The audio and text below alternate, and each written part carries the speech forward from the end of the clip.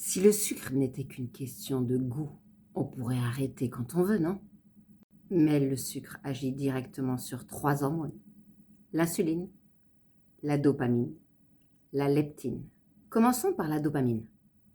La dopamine est impliquée dans la motivation et la récompense. Quand tu consommes du sucre, la dopamine augmente et ton cerveau dit: «Ah, ça fait du bien».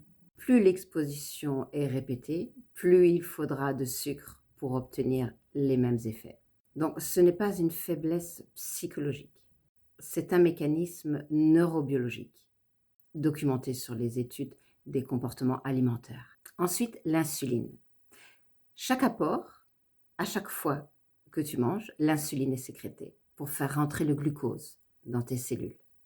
Mais quand les pics d'insuline sont trop souvent, trop répétés, trop élevés, les cellules deviennent résistantes à l'insuline. Donc le pancréas doit produire encore plus d'insuline, ce qui entretient la graisse abdominale, les fringales, la fatigue postprandiale et les dérèglements métaboliques.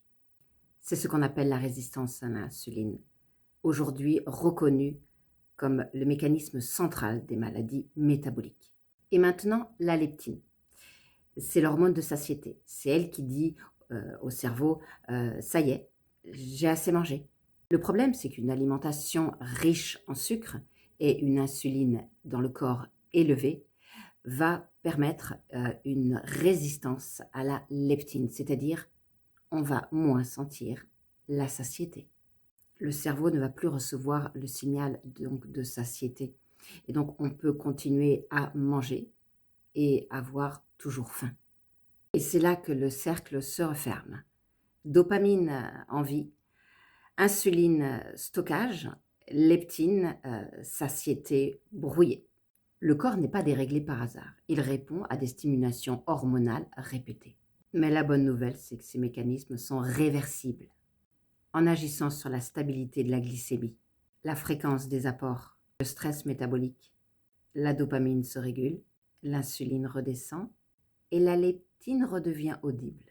Sortir du cercle du sucre, ce n'est pas lutter contre soi, c'est restaurer le dialogue hormonal du corps. Abonne-toi, je parle de toi.